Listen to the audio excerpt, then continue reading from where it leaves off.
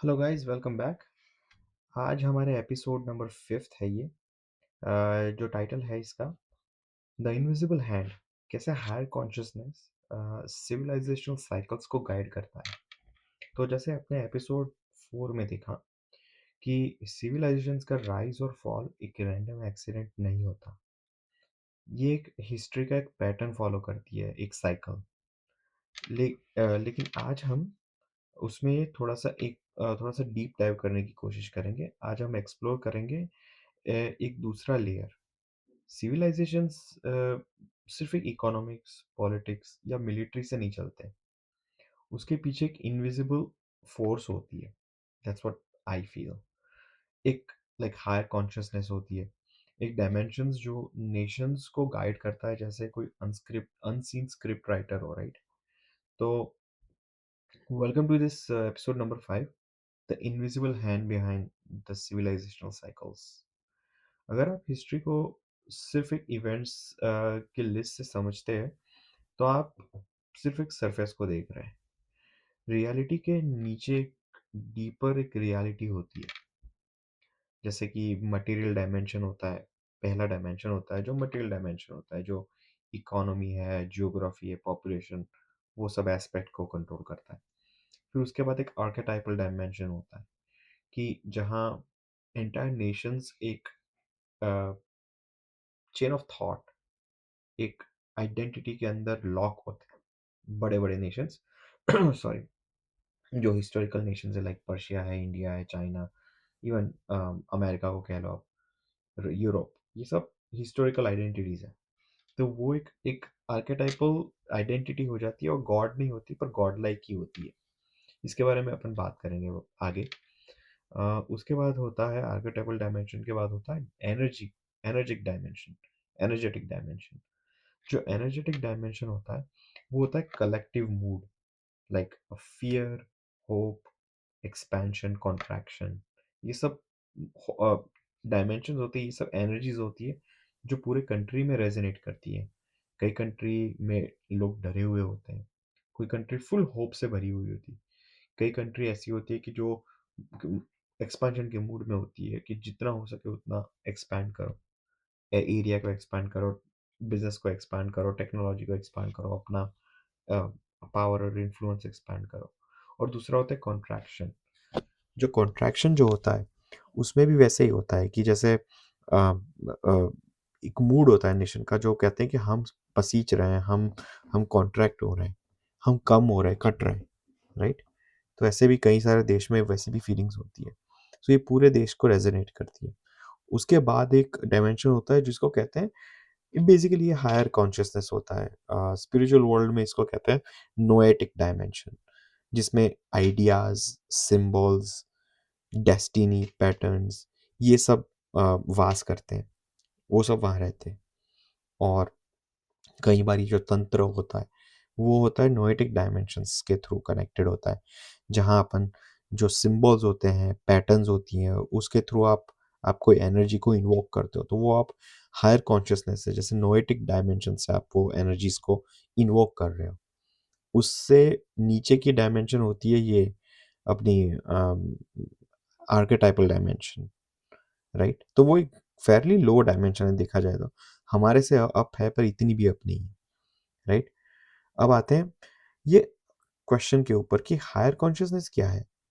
जैसे कि अगर मैं सिंपल एक्सप्लेनेशन दूं, तो हायर कॉन्शियसनेस कोई सुपर चीज़ नहीं है, ये एक कलेक्टिव इंटेलिजेंस है जो आई थिंक सोसाइटीज़ के फियर्स को एब्जॉर्ब करती है, उसके ड्रीम्स को भी शेप करती है, और देश, कंट्रीज, नेशंस जो होते हैं वो कौन से डायरेक्शंस में जाते हैं, वो डायरेक्शन बेसिकली गाइड करते हैं।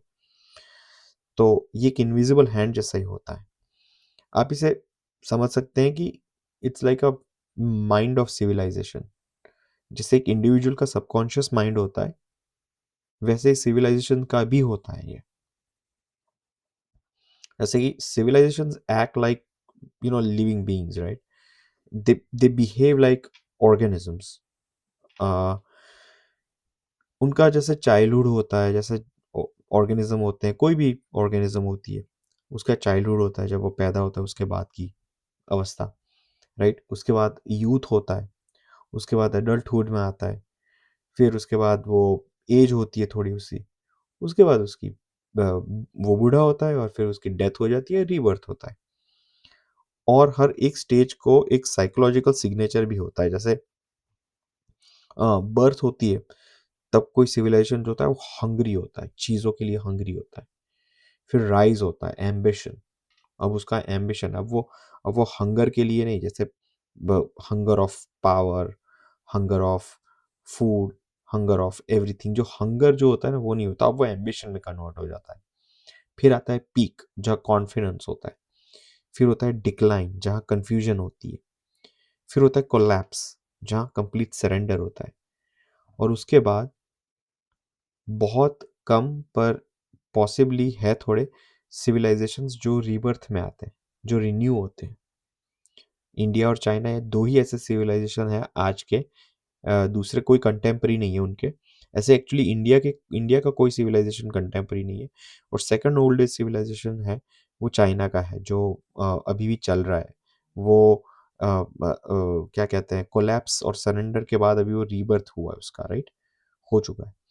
सो एनर्जेटिक वेदर ऑफ सिविलाइजेशंस क्या होता है, ये भी एक कॉन्सेप्ट है।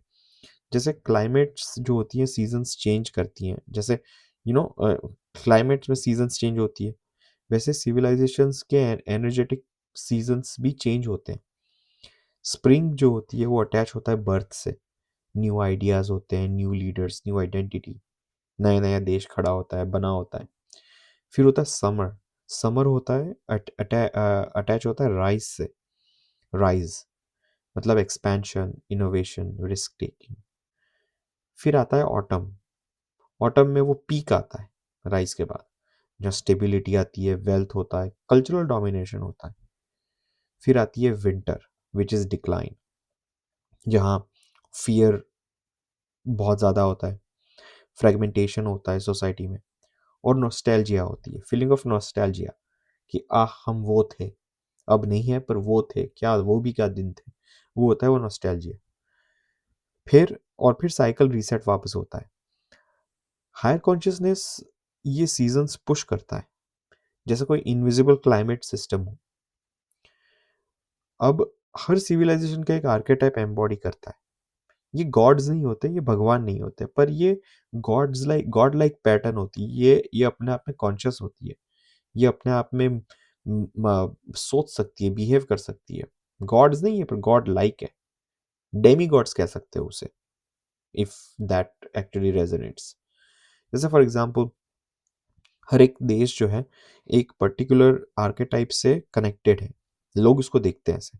वो अपने आप को नहीं बोलता कि मैं ये हूँ, पर लोग जो है वो ऐसे होते हैं, उसके उसके कैरेक्टर ऐसा होता है, उनके साइकी में ये सब चीज़ें भरी होती है, फिट होती है। जैसे अमेरिका है, वो प्रोमीथियन ट्रिकस्टर कहते हैं उसे फेमसली। जो प्रोमीथियस जो गॉड है वो ग्रीक गॉड है, प्रोमीथियस जूस का बेटा, जिसने फायर चुराई थी जूस के पास से ह्यूमैनिटी को देने के लिए, so that humanity can evolve and can be empowered and can go further, right? Juice जो था वो ह्यूमैनिटी को बेड़ियों में रखना चाहता था और प्रोमीथियस ने उसको छुड़ाया। तो वो म, दिखाता है कि इनोवेशंस और केओस, ये इसका कैरेक्टरिस्टिक्स है, जो अमेरिका का है, दिखता है। फिर आता है China, which is dragon emperor. Dragon emperor जो है वो होता है ऑर्डर और कंट्रोल से अटैच होता है। जो चाइना ऑर्डर और कंट्रोल में ही है, वो हमेशा, ये सोसाइटी हमेशा एक ऑर्डर और कंट्रोल में, सेंट्रलाइज कंट्रोल में ही रही है। ये कभी भी डिसेंट्रलाइज डेमोक्रेसी में नहीं रही है चाइना। फिर आता है इंडिया, सेज वॉरियर।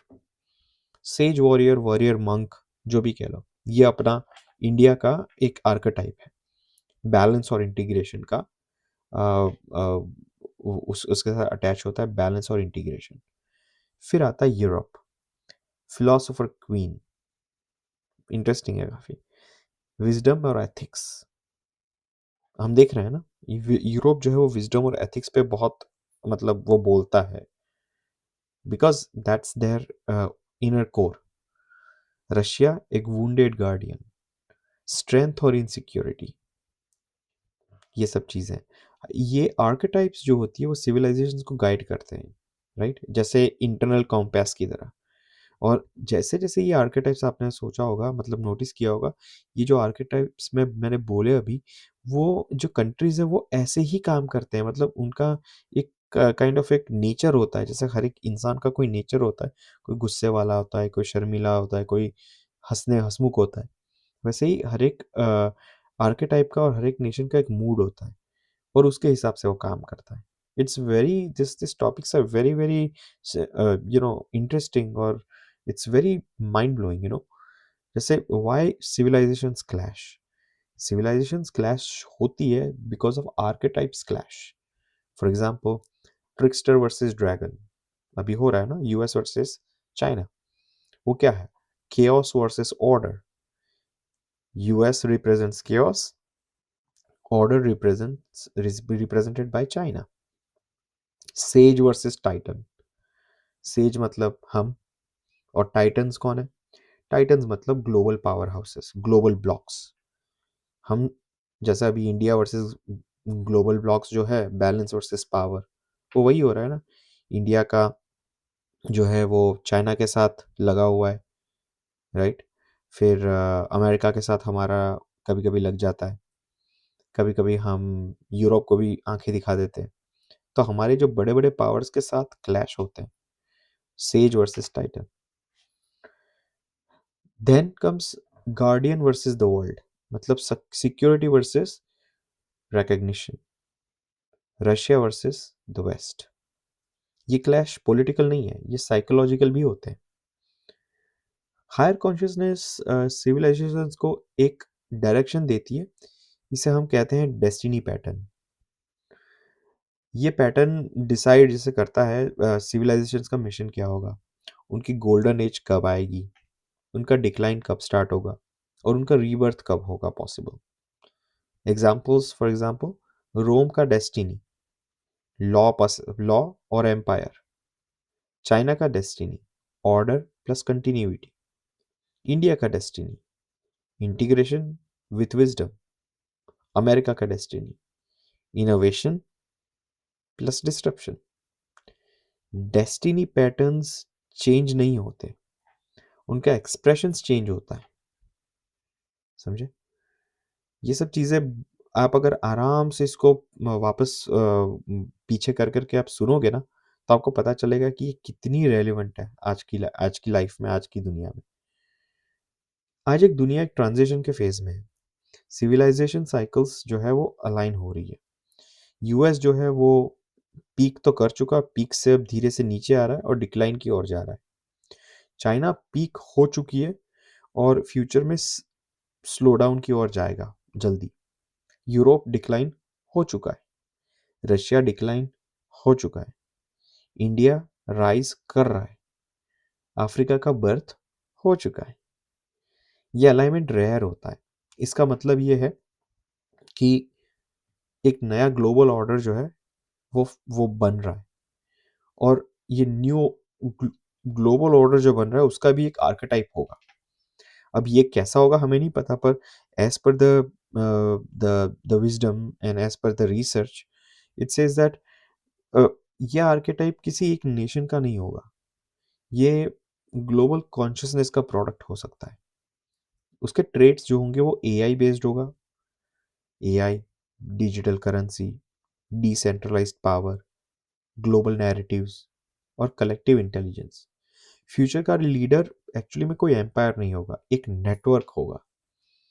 और we could actually in future we would be able to see this, this archetype in action, like through AI, the way AI will work in future। Digital identity है सबकी, decentralised power होगा, global narratives एक एक अलग तरीके से चलेंगे, collective intelligence काम करेगी। तो all this will come, like you would see an archetype coming up, और एक ग्लोबल ऑर्डर उससे बनेगा। हाउ कॉन्शियस लाइक कॉन्शियसनेस अब जो होगा ना, वो सिविलाइजेशंस को पुश कर रहा है pretty much. Higher consciousness is pushing civilisation towards a particular direction. जैसे if you look at it, from territory it has gone to technology, Now nobody is fighting for territory, they are fighting for technology. So from nations it has gone to networks, network of countries, network of any technology, right? That those are replacing nations. Then hierarchy to collaboration. पहले hierarchy होती थी, ऊपर नीचे, बड़ा छोटा। अब collaboration होगा, सब मिल के काम करेंगे, मिल के सब चीज़ें ऑपरेट करेंगे। From identity to fluidity. Identity जो बहुत ही हमारी कड़क हो चुकी है, जो बहुत ही कहते हैं ना रिजिड हो चुकी है, वो फ्लूइड हो जाएगी। फ्यूचर में हर कंट्री का जो नेशन का जो सिटीजन होगा और उसकी जो आइडेंटिटी होगी वो नेशन से इतनी जुड़ी हुई नहीं होगी compare to what it is now. It will be more of a global identity. And lastly from power to intelligence. Power से काम नहीं चलेगा, अब दिमाग से काम होगा। आए किसी को मार दिया, किसी के ऊपर बम फोड़ दिया, किसी को ये कर दिया, वो सब अब नहीं चलेगा इतना फ्यूचर में। इंटेलिजेंस से काम चलेगा। ये शिफ्ट अब हम बेसिकली अनस्टॉपेबल लग रहा है। तो ये था अपना episode number 5, the invisible hand behind the civilisation.